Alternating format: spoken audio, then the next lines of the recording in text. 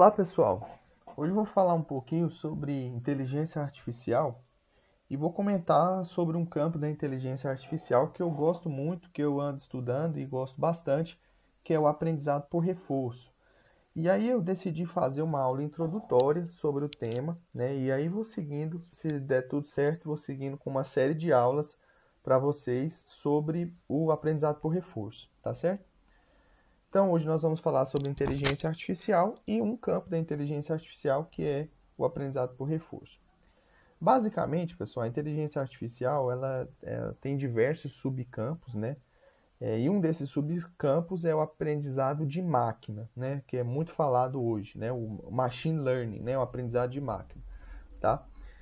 O aprendizado de máquina também é subdividido em uma série de campos, né? De formas de aprendizado, vamos dizer assim, é melhor, né? De formas de aprendizado, tá? E uma das formas de aprendizado é o aprendizado por reforço. Basicamente, nós temos três formas de aprendizado: o aprendizado supervisionado, o não supervisionado e o por reforço.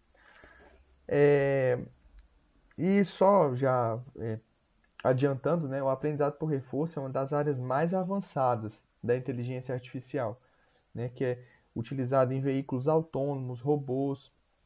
Vamos comentar isso mais à frente, tá? E ele é diferente das outras abordagens. Só para relembrar, pessoal, basicamente o aprendizado supervisionado, que é aquela primeira área que a gente trabalha na inteligência artificial, geralmente os livros, né, os cursos, eles são introdutórios nesse tipo de abordagem, não supervisionado. Por quê? Porque o supervisionado, ele basicamente o aprendizado dele, eu particularmente acho, mais simples de aprender, né? Do que o aprendizado por reforço, por exemplo. Então, os livros, basicamente, eles introduzem o tema com o aprendizado supervisionado. O que seria o supervisionado? O supervisionado é como se você tivesse um professor que está ensinando um aluno, um agente, o elemento que vai aprender aqui no nosso sistema, que vai ter inteligência, nós vamos chamar de agente, tá? Então, no aprendizado supervisionado, é como se você tivesse um professor e esse professor ele está ensinando o agente, tá? Então, ele está fornecendo exemplos rotulados para o agente. Olha, se você receber, por exemplo, é, algo redondo, amarelo, com essa espessura, isso é uma laranja. Se você receber algo redondo, vermelho, com esses comprimentos, essa espessura, essas características, isso é uma maçã. Então, observe que você tem dados rotulados, né? Você passa exemplos e rotula esses exemplos para o agente. Tá? Então, isso é uma abordagem supervisionada, tá? Onde o agente ele vai descobrir, tá, as regras que dominam aquele processo de aprendizagem. Tá bom? Então, você precisa ter dados. Na aprendizagem supervisionada, é uma abordagem baseada em dados. Você precisa ter esses dados.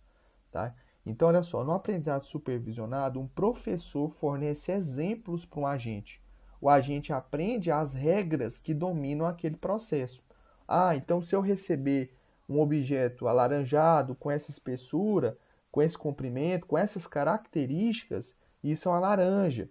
Né? Se eu receber um objeto com essas características vermelho, com esse comprimento, largura, isso é uma maçã. Né? Então ele vai aprender as regras que dominam aquele processo. Tá? Já o aprendizado por reforço, pessoal, o agente ele vai experimentar ações sequenciais no ambiente. É como se ele não soubesse nada, você não tem dados, você só tem um ambiente, tá? Vamos dizer assim. Esse ambiente pode ser um simulador, pode ser o mundo real, tá? E aí, o que acontece? O agente ele vai aprender, ele não tem exemplos, ele não tem dados, tá? Ele vai aprender vamos dizer assim, na tentativa e erro, tá? Ele vai começar a experimentar ações nesse ambiente e aprender com as suas próprias ações. Pensa comigo, por exemplo, pensa comigo, nós temos lá um cachorrinho, né? E o dono quer ensinar o cachorrinho a buscar uma bolinha, tá? O cachorrinho ele não tem os dados, vamos dizer assim, para aprender a buscar aquela bolinha e devolver para o dono. Como é que ele vai aprender? O dono joga a bolinha, por exemplo, o cachorro vai lá, pega a bolinha, traz para o dono, aí você dá uma recompensa para o cachorro. A partir dessa recompensa, por exemplo, pode ser uma ração, um petisco, a partir dessa recompensa, o cachorro vai começar a entender, né, que aquilo traz essa recompensa para ele. À medida que ele vai lá, busca a bolinha, devolve para o dono, busca a bolinha, devolve para o dono. Então, o ambiente onde o cachorro está interagindo ali, de buscar a bolinha, trazer e voltar a bolinha para o dono, é onde ele vai aprender, por experimentações, tá certo? Então, aqui no aprendizado por reforço, você não tem dados preliminares, como no aprendizado supervisionado. Você vai aprender esses dados, você vai aprender as suas ações por meio de interações com o ambiente, tá? Então, eu coloquei aqui um diagrama de blocos. Eu retirei esse diagrama de blocos do livro do Alexander Zai, tá? É Deep Reinforcement Learning in Action. É um livro muito bom, tá? Então, olha só, no contexto, eu vou contextualizar aqui. Basicamente, um agente ele vai tomar uma ação no ambiente. Então, nós temos aqui um agente. Vamos imaginar um agente, por exemplo, como um cachorrinho. Cachorrinho eletrônico, um robô cachorro, né? Então, esse robô cachorro, ele vai tomar uma ação, que pode ser uma movimentação, e seguir reto, virar à direita, virar à esquerda, né, num ambiente, certo? Então, ele vai seguir, tomar suas ações em um ambiente. O ambiente pode ser uma sala, por exemplo. Esse cachorro precisa resgatar uma bolinha dentro dessa sala, né? Então, ele vai tomar uma ação no ambiente. Environment é o ambiente, tá? E aí, dependendo da ação que o cachorro eletrônico toma no ambiente, ele vai ter um sinal de feedback, né, que nós chamamos de sinal de recompensa, tá?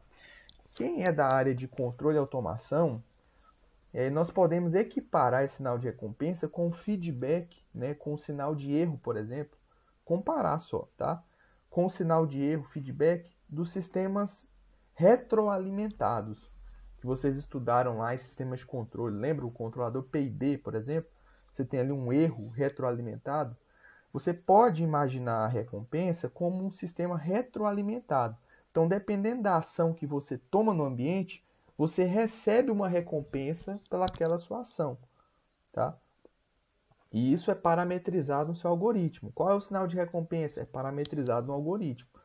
Por exemplo, a máxima recompensa, vamos dizer assim, é se o cachorro robô achar a bolinha naquele ambiente. Então, as ações que ele tomou até achar aquela bolinha, se ele receber uma recompensa muito boa, né, isso vai contar para o seu processo de aprendizagem, ok? Então, o agente, além disso, ele vai estar em um estado. O estado, por exemplo, seria a posição em que aquele robô está, aquele cachorrinho robô está no ambiente, né? E à medida que ele toma uma ação no ambiente, ele produz um novo estado. Então, por exemplo, ele estava numa posição, tomou uma ação, mudou de posição. Ele mudou de estado, tá? Então, esses estados são variáveis observáveis, vamos dizer assim, que trazem informação sobre o ambiente, tá? Então, olha só, o agente ele toma uma ação no ambiente a cada intervalo de tempo. O ambiente retorna dois tipos de informação para o agente. Ele retorna um novo estado, então o agente ele já está num determinado estado. Ah, como é que eu vou saber o estado que o agente está lá no ambiente? O estado é medido por sensores, tá? Os sensores eles vão fornecer essa percepção do ambiente, tá? Então, a partir desses sensores você consegue medir o seu estado e você também consegue medir o seu estado futuro, né? Fruto daquela ação que você tomou no ambiente.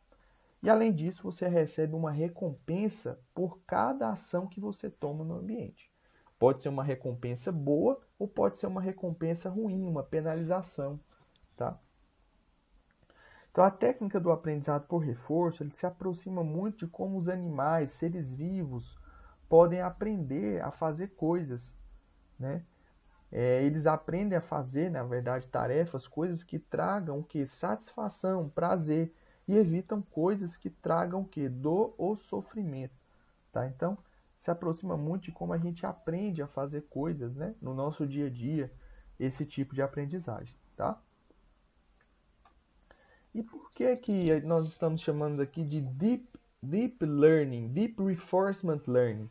Porque as técnicas mais modernas de aprendizado por reforço, algoritmos mais modernos, eles utilizam redes neurais artificiais, que podem ser profundas, né? Então, por isso, deep learning.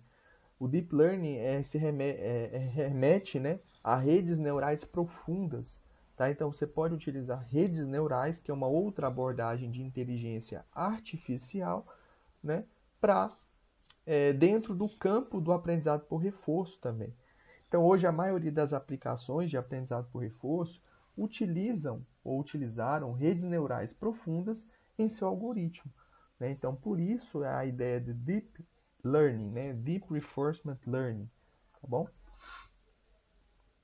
E algumas aplicações, pessoal. Então, nós temos aplicações. Inicialmente, esses algoritmos eles foram muito testados, né, em jogos de videogame, para a máquina aprender a jogar jogos de forma automática. E muitos desses jogos, a máquina, né, o computador, por exemplo, conseguiu é,